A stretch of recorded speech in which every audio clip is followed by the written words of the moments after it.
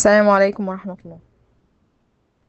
أنا جاية أتكلم عن كأس العالم ومنتخب مصر، بس من زاوية تانية خالص.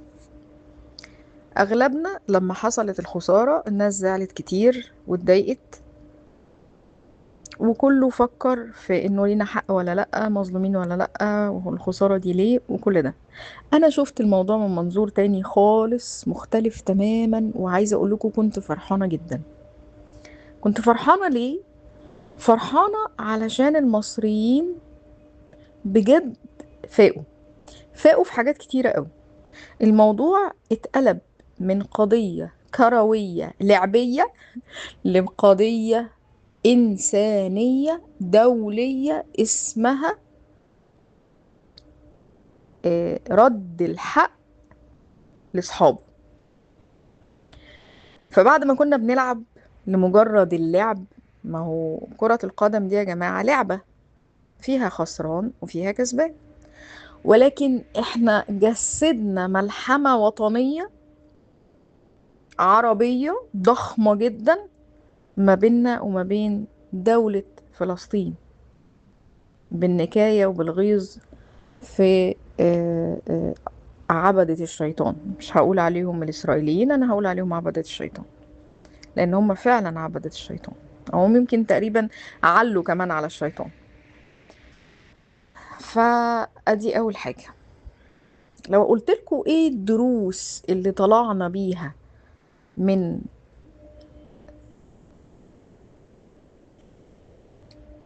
لعب منتخب مصر في الفيفا السنة دي، من لعب منتخب الساجدين في كأس العالم السنة دي، هنكتشف ان احنا اخدنا كمية مكاسب رهيبة. ولا تقولي بقى كسبنا 2-1، ولا تقولي اصل احنا ما خدناش الكاس. لا، ده احنا اخدنا اللي اعظم من الكاس. تعالوا بقى نشوف ايه اللي حصل في كأس العالم 2026. اولا، احنا المنتخب الوحيد اللي اتسمى منتخب الساجدين.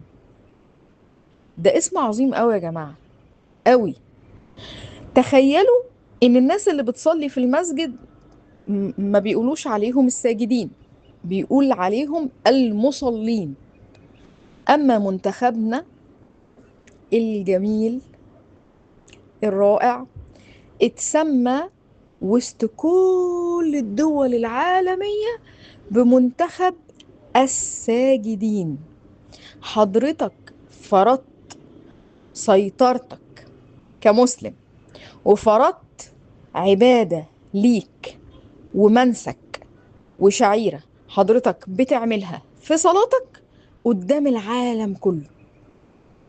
انتوا عارفين ده عمل ايه؟ ده عمل حاجة اسمها برمجة لغوية عصبية للعقل البشري. يعني ايه؟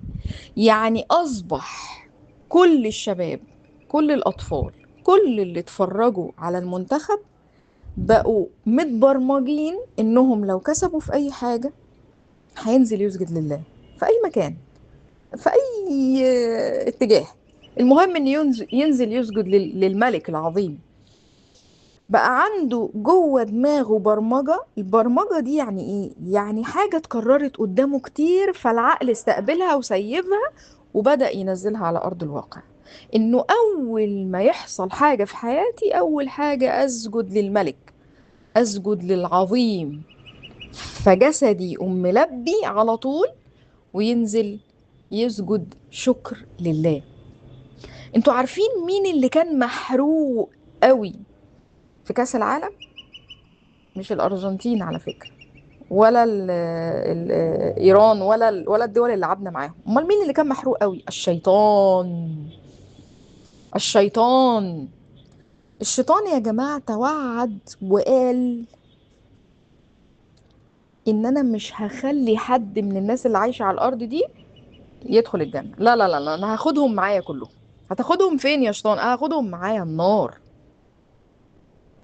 الشيطان المصيبة اللي عملها زمان في أول الخلق إنه تكبر على أمر الإله، ووجد انه افضل من البشري، افضل من البني ادمين.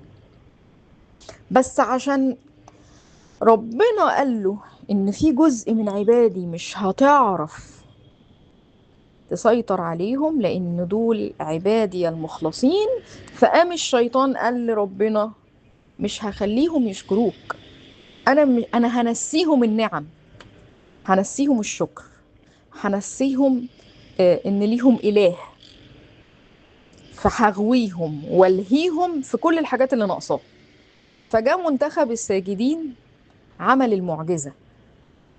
الشيطان قال لربنا ولا تجد أكثرهم شاكرين. أما منتخبنا العظيم بقى كل ما يدخل في ماتش يسجد في الأول سجدة شكر، ويسجد بعد كل جون سجدة شكر، ويسجد في آخر المباراة سجدة شكر. شايفين العظمة اللي كانت بتحصل؟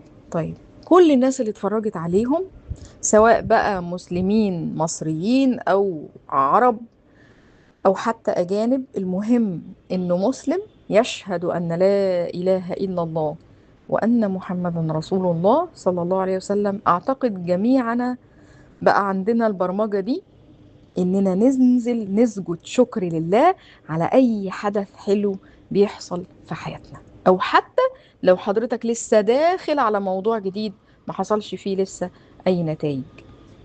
فدي أول حاجة أنا شفتها.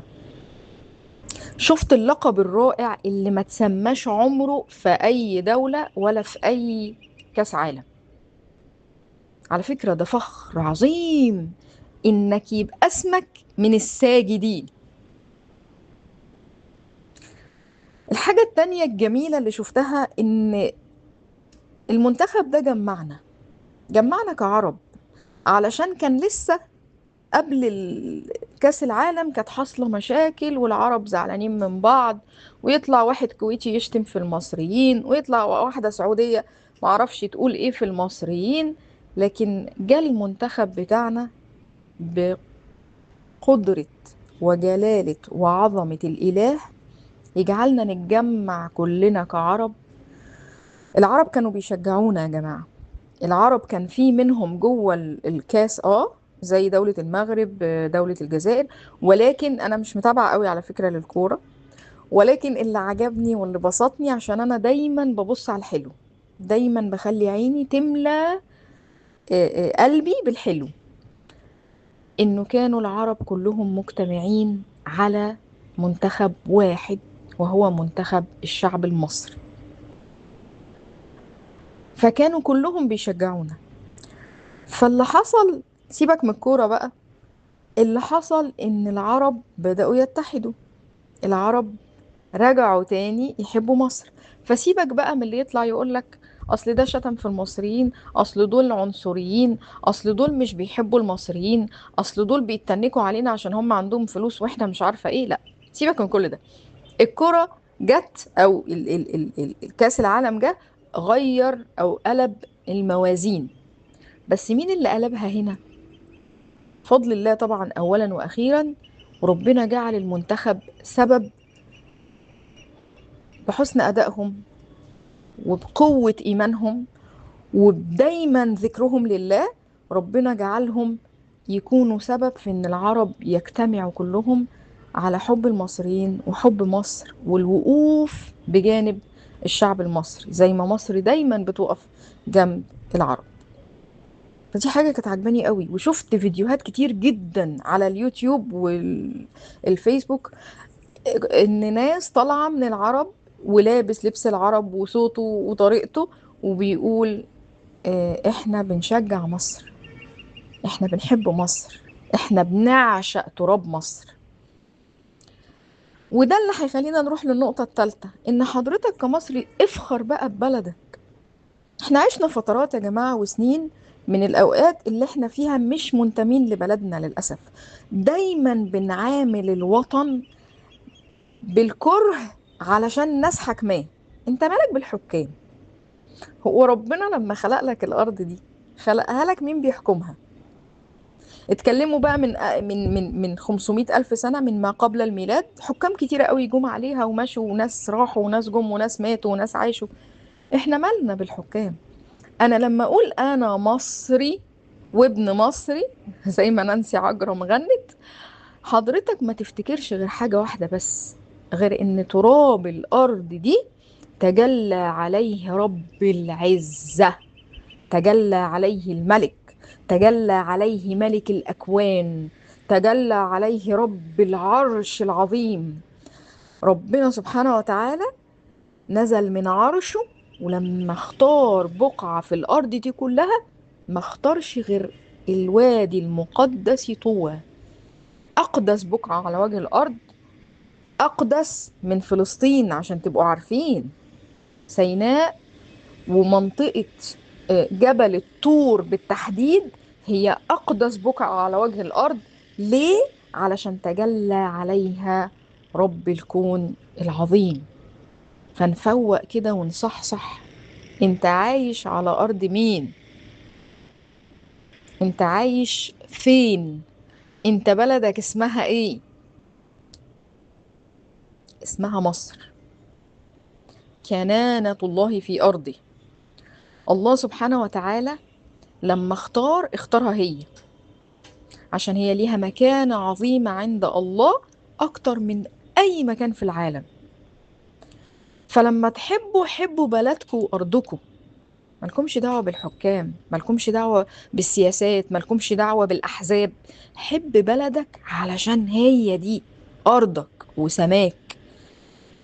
ربنا جعلها لك أمن وأمان، وهتفضل أمن وأمان إلى يوم الدين بإذن الله العظيم، زي ما تحدث عنها سيدنا يوسف في سورة يوسف. ما توصفتش غير بالأمن، ما توصفتش غير بالأمان. فلما تيجي تتكلم عن مصر وتفخر ببلدك وتحب بلدك، تحبها من المنظور ده. هي بلد الأنبياء وتجلى عليها رب السماء. من هنا يجي حبها في قلبي وغلاوتها، مش من أي حاجة تانية. وكمان لما نشوف عمل ايه منتخب مصر، عمل حاجة لذيذة قوي وعجيبة قوي، خلانا كلنا بقى عندنا ثقة بالنفس. مين فيكم وهو بيتفرج على الماتش وجمال اللعب بتاعهم وترقصهم للكورة وانتصاراتهم اللي كانوا عمالين، يعني ما شاء الله، كل ما يدخلوا ماتش يكسبوا، كل ما يدخلوا ماتش يكسبوا، حسينا ان السيلف استيم بتاعنا بيعلى؟ احنا عمالين ثقتنا بنفسنا عمالة تعلى، عمالين نحس ان احنا جامدين قوي. على فكرة احنا بنقول ايه؟ احنا ما بنقولش هما. خدتوا بالكم؟ يعني انت لما بتتفرج على الماتش انت ما بتقولش هما جامدين قوي، انت بتقول ايه؟ ده احنا جامدين قوي. ايه اللي حصل هنا؟ احنا بقينا نتكلم كلنا عن نفسنا، مع ان احنا بنتفرج على المنتخب، احنا بنلعبش معاهم، بس احنا بقينا حاسين ان احنا اللي جامدين قوي. المصريين بقى عندهم ثقة بالنفس قوية. المنتخب علّى بجد استحقاقنا، علّى ثقتنا بنفسنا جدا، علّى قدراتنا، حسسنا ان احنا ناس نقدر نعمل ونسوي الهوايل. مع ان على فكرة المصريين من زمان قوي بيسووا الهوايل، بس للأسف الشديد الفيسبوك والسوشيال ميديا قعدت تهد فينا واحنا صدقناها، مع ان كل ده مش حاصل. انت لو شفت مين اذكى طفل في العالم، هو الطفل المصري هو اذكى طفل في العالم. لو قعدت تبص كده عند العرب مين اللي قايم بالطب والهندسة والعمال والمدرسين، وهتلاقيهم المصريين. لو بصيت كده عن مين في العالم كله من العلماء اللي عملوا طفرات جامدة جدا في الذرة وفي النووي ومش عارف، هتلاقيهم هم العلماء المصريين. فمصر قوية قوي بولادها، وكلنا على فكرة عندنا قدرات، مش اللي انتوا بتسمعوا عنهم بس، مش المنتخب بس. كل مصري عنده قدرات، انا اسفة، عنده قدرات مش قدرة واحدة، بس انا قصدي عنده القدرة الداخلية انه يطلع الحلو اللي جواه. امال ايه اللي حاصل لنا؟ احنا مصدقين الكلام اللي بنشوفه على السوشيال ميديا ويهدنا، بنتأثر بسرعة. شعب حساس شوية، شعب عنده مشاعر وعاطفي، من اقل كلام بيصدق وبيتأثر. عشان كده انا عاوزاكوا بجد يعني هما بيفرقعوا لي اهو حاجات في السماء، عشان شفتوا كلامي مهم ازاي. فانا عايزاكم بجد افرحوا بنفسكم، افخروا بنفسكم، ابدأ طلع قدراتك. انت مش اقل من المنتخب، انت مش اقل من المنتخب. كل واحد فينا عنده حاجات جميلة جواه، كل واحد فينا ربنا مديله قدرات عظيمة، بس انت قرر انك تطلعها هتلاقيها بتطلع. الحاجة الجميلة كمان المنتخب عملها انه خلانا احنا نفسنا يا مصريين ويا اسر وصحاب واهل بقينا فرحانين جدا وبنتجمع. وده للأسف الشديد كانت حاجة مفتقدينها. فاللي كان زعلان مع والده، واللي كان زعلان مع أخته، واللي كان متضايق، واللي كان سايب مراته وبيقعد على القهوة، كل الناس أخدت أسرها ونزلت عشان تشوف الماتش. فعمل حالة جميلة من الأسرية، والتسامح والتعاطف، وكلنا بقينا فرحانين مع بعض. بقى قاعد واحد جنب واحد، ممكن يكونوا كان بينهم زعل، بس خلاص الماتش والكورة والمنتخب صلح كل ده. فأنا شفت ده، أنا شفت الناس وهي قاعدة على القهاوي والكافيهات وفي النوادي. ما شفتش إن هما بيتفرجوا على كورة، لأ، أنا شفت في يعني فرحة بتحصل. أنا شفت في مصالحة بتحصل ما بين الناس وبعضها. أنا شفت في آه، جو من الجمال زي رمضان كده. عارفين جو رمضان لما بنتجمع كلنا على المغرب وكده؟ انا شفت ده في المنتخب السنة دي. بسببه احنا اتجمعنا وشفنا بعض، وبقى عندنا موضوع جميل قوي بنتكلم فيه واحنا فرحانين. يكاد تكون من بعيد انها كورة، بس هي القصة ما كانتش كورة. القصة كانت احنا بنتفرج على عظمة بتحصل، وبنتفرج على شباب أثبتوا إن هم أقوى من أقوى لعيبة في العالم. يعني لما نلاعب بطل عالم وإحنا نكسبه، فأنت بتتكلم عن إيه دلوقتي؟ أنت بتتكلم عن قدرات كامنة طلعت. والعجيب اللي نطلعها آه، يعني مدرب مصري مسلم. احنا كنا على فكرة زمان كنا بنستورد مدرب للمنتخب، واحد بيرطم كده بالفرنساوي والانجليش ومش عارفه ايه، ونقول اصل هو ده بقى، هو ده بقى اللي هيعلمهم ويدخلهم كاس العالم، ولا كان بيعمل معاهم اي حاجه، وكانوا في الاخر بيخسروا من اول ماتش. المعجزه اللي حصلت هنا ان واحد مصري مسلم من بلدنا كان لعيب اسمه حسام حسن، ربنا جعل على ايديه المعجزة. عرف ازاي يطلع الحلو من الشباب اللي معاه، عرف ازاي يشتغل على قدراتهم صح، فهمهم صح، قربهم من ربنا صح، وكان عنده مبدأ وقضية داخلية عايز يوصلها للعالم كله، وفعلا وصلت، وهي قضية غزة. ولكن هو عمل عظمة معانا احنا كمصريين كلنا جميعنا بصراحة، يعني بسببه ربنا يجازيه كل خير ويجعل كل اللي عمله في ميزان حسناته، لأنه بجد هو أضفى فرحة على العالم العربي كله. الحاجة بقى الأظرف من كل اللي أنا قلته ده، وهي إن احنا طلعنا كبت. المصريين كانوا مكبوتين جدا، الناس اللي طالعة من امتحانات، الناس اللي متضايقة مع أهلها، الناس اللي في بينها وبين أزواجها مشاكل، الناس اللي عندها صدمات، الناس اللي مش طايقة الدنيا، اللي عنده اكتئابات واللي عنده قلق واللي عنده توتر. الناس كانت بتصرخ من الفرحة. على فكرة ده نوع من أنواع تفريغ الطاقة السلبية. الناس كانت بتتنطط. الناس اللي مش عارفة تضحك ضحكت، والناس اللي كانت متضايقة اتبسطت. والناس اللي كانت مكتئبة نزلت في الشوارع وبقت تتفرج، والفرحة كانت بتطلع من قلوبنا بالعافية، حتى لو احنا مش عارفين نفرح. الفرحة يعني آه، فرضت نفسها علينا. والصريخ والحماس اللي كان جامد قوي ده، كان طالع معاه كمية كبت وأوجاع، وأكن المصريين بيقولوا احنا ده استحقاقنا. احنا من حقنا نفرح مش نتوجع، احنا من حقنا نتبسط مش نتضايق، احنا من حقنا نفوق مش ننام ولا نتهد. احنا من حقنا نبقى جامدين قوي عشان احنا جامدين قوي. فانا بصراحة شفت يعني هما كانوا كام ماتش، بس انا شفت روعة، روعة بجد في المجتمع المصري وفي المجتمع العربي وفي وجودنا كأنفس. عشان انا دايما خلي بالكم مش بركز قوي في الكرة، انا بركز في النفس البشرية عشان ده تخصصي. فده اللي انا شفته. انا شفت جمال بجد، جمال رباني. حسيت ان الله سبحانه وتعالى بيقول لنا شايفين في لحظة ممكن تتقلب الموازين ازاي. الناس اللي تقولك ازاي ومستحيل وبتاع، احنا السنة دي كنا بنقول مستحيل نكمل في كأس العالم، وكنا والمنتخب رايح بنقول بس يا رب يكسبوا اول ماتش. احنا كنا خلاص هناخد الكاس تقريبا.